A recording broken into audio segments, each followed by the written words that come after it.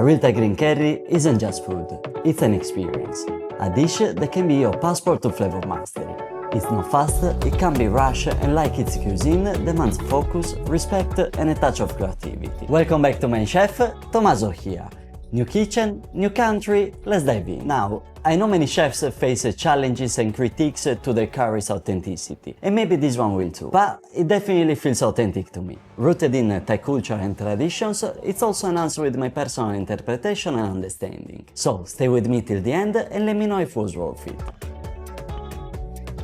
At the heart of Thai green curry lies the green paste, a symphony of flavors and compounds, each chosen and prepared for a reason. As I always say, cooking is about understanding the why. Why these ingredients are chosen, why this method, why this balance. So, let's go to the market where the journey begins, understand the why behind each ingredient and create the ultimate curry together.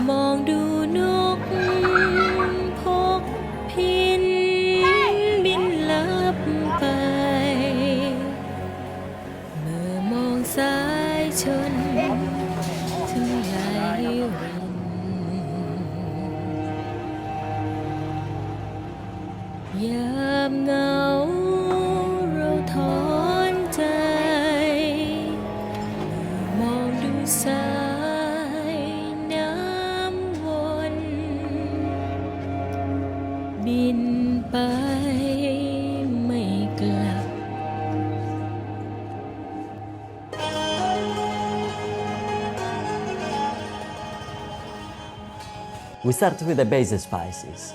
Thai green curry is a delicate balance of aromatics, heat and depth, and the spices you choose will set the tone. White pepper is where it all begins, small and unassuming, but don't let its size fool you cause it's a powerhouse. It brings piperin, a compound that adds heat and depth. To preserve its bright edge and sharp kick, I skip toasting it. Next up, coriander seeds. The Thai varieties are a bit smaller than the ones you might be used to, but they pack a sweet, citrusy punch. These are rich in linalool, an aromatic compound that ties the paste together and adds warmth and complexity. Toast them lightly to bring out their essential oils. You'll find them in almost every Thai curry, and for a good reason. They're grounding yet bright. Some recipes call for cumin, but I leave it out as I find it can overpower the balance we're building. But as always, it's a personal choice that you can experiment if you like. Now, onto the foundational aromatics. Galangal is the bold cousin of ginger, earthy, citrusy and peppery all at once. It's loaded with cineol and gingerol, compounds that bring a warm aromatic punch. Use mature galangal for less water content and more concentrated flavor. Peel and cut in small pieces, no need to be perfect, it's all heading into the mortar.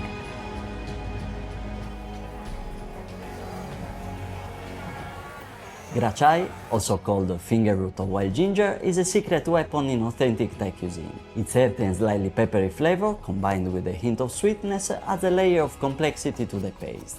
This wild ginger is rich in antioxidant and essential oils that enhance the flavor and contributes to the dish health benefits. It has a pungent aroma and can have a greasy feel, so I soak it in water and scrape off the thin peel to avoid muddy surprises. Then the coriander root, the earthy backbone of this paste. It's packed with linalool and dotcanol, tying all the flavors together. But as the grachai, soak and rinse it well or it can taste muddy. Clean and scrape before chopping.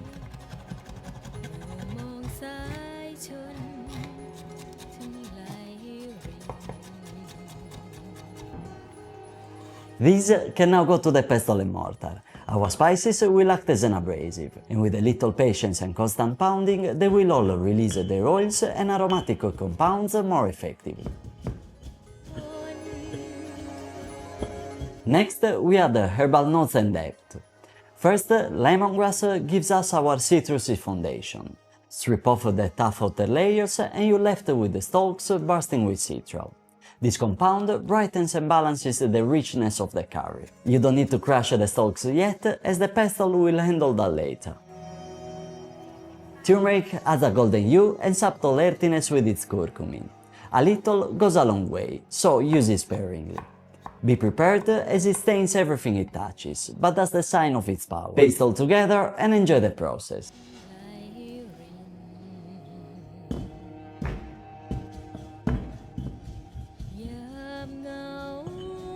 Now for the sweet and pungent layers, shallots and garlic. Shallots bring natural sweetness and depth, while garlic is the ultimate binder connecting every flavor in the paste.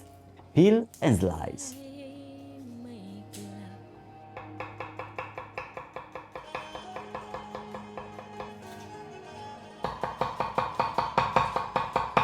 I start with garlic, adding a little salt as an abrasive.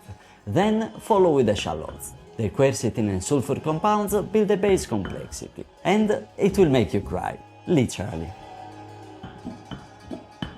When satisfied with the texture, it's time for the last trio: the color and the punch. Chilies are the soul of green curry. We are using a mix of long chilies to bring a robust flavor, bird's-eye chilies to add a fiery heat, and the dried red chili soaked in water to give an extra layer of complexity. Capsaicin delivers the slow building kick, while ascorbic acid brightens the entire paste. Get to know your chilies, your palate, your guests, and your tolerance and preferences. I prefer not to remove the pith, as I know how balanced this paste will be. Chilies here don't just bring heat, they balance the peppery aroma we've already built, creating what Chinese cuisine calls la and ma. La represents the spicy, hot sensation brought by the capsaicin in the chilies, that fiery tongue-tingling heat that we all recognize. Ma refers to the numbing, tingling effect often associated with the compounds like hydroxy-alpha-sensual found in Sichuan pepper. While less common in Thai cuisine, the warming and numbing effect of galangal, a white pepper, echoes this dynamic, blending heat and aromatic complexity. Together, these sensations create a multidimensional spice profile, a dance of heat and aroma that's essential to the flavor harmony of Thai green curry. Next, a combination of kaffir lime zest and leaves. Only use the freshest limes and the vibrant green zest. The white pith underneath is bitter and can disrupt the delicate balance of flavors we're building in the paste. The zest is packed with limonene, a citrus oil that doesn't just provide a clean, fresh aroma, but brightens the entire paste, cutting through the earthiness of the roots and uniting all the bold, aromatic ingredients. The leaves are equally crucial, though their role is slightly different. The unique double-lobed shape contains an intense citrus fragrance, but instead of delivering an immediate heat like the zest, the leaves release their oils gradually as they are pounded. This creates a layered aromatic complexity, adding depth to the paste itself before it even reaches the pan. Together, the zest and leaves bring a balance to the paste, harmonizing the fiery heat of the chilies, the warmth of galangal, and the sweet pungency of shallots and garlic. It's like breathing life into the paste, ensuring it's vibrant, balanced, and ready to shine as the heart of our curry. The paste will have a beautiful homogeneous look when it's ready. As a good tester, you should be able to form it into a ball with your hands. But here's the trick. Whenever you think it can't get any smoother, kick the laziness out of you and keep grinding. It can always be smoother.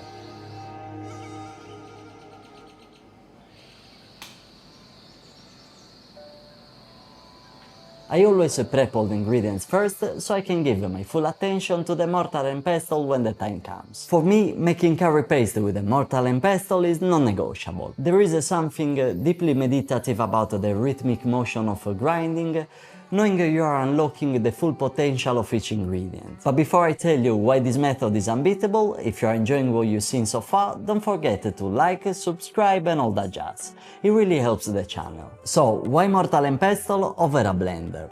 I know that a blender is obviously faster, but speed often comes at the cost of flavor.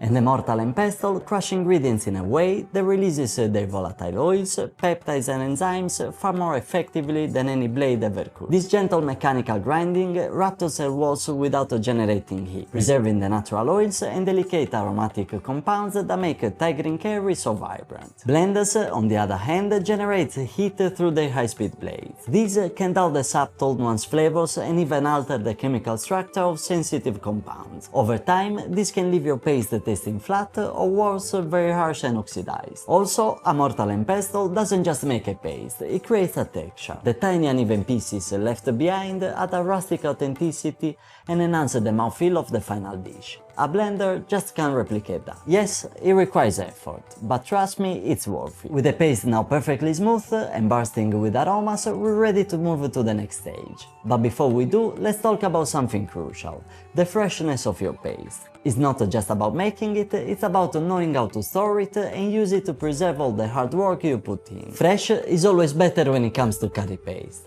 While you can store it for up to a week in the fridge, freezing isn't ideal. Ingredients like onion and garlic change their cellular structure when frozen. As they thaw, they release water and sulfur compounds, which can overpower the delicate balance of the paste. So, for the best results, make the paste fresh and use it immediately. Now, let's talk about what can you do to make a curry truly remarkable.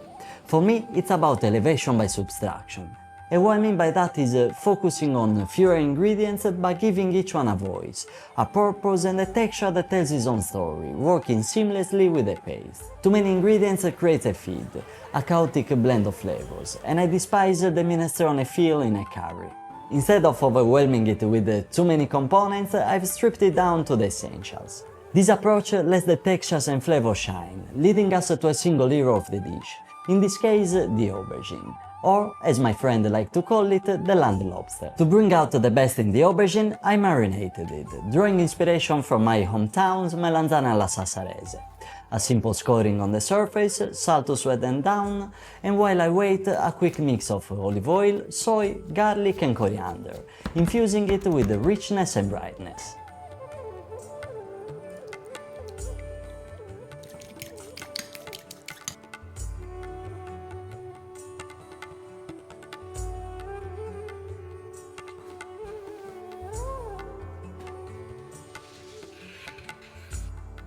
Then I grill the aubergine patiently, coaxing out its smoky, meaty essence. This is definitely not a garnish any longer, it's the stuff, a texture that stands out against the creamy curry backdrop.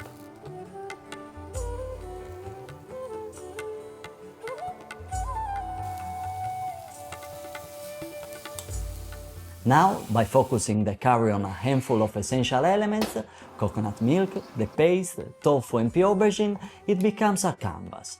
Rich, aromatic and flavorful, but leaving room for the grilled aubergine to shine both visually and on the palate. First, heat some coconut milk in a large saucepan or wok over medium heat.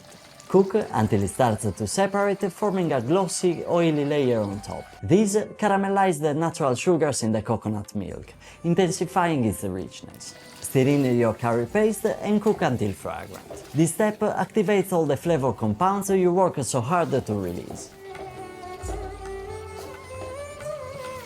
Add the tofu and pea aubergine, ensuring they well coated in the paste.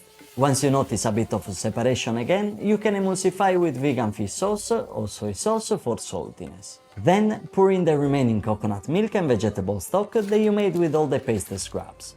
Simmer gently to allow the flavors to meld.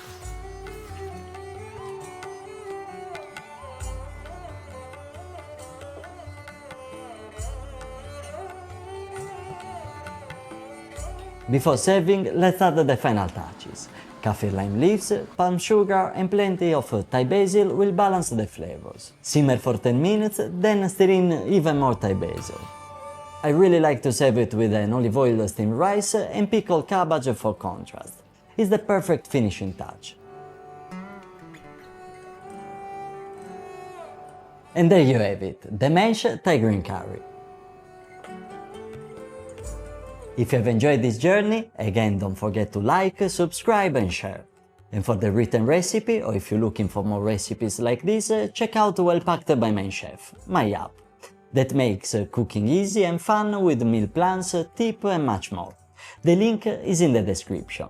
Thanks for joining me today, peace and I'll see you next time.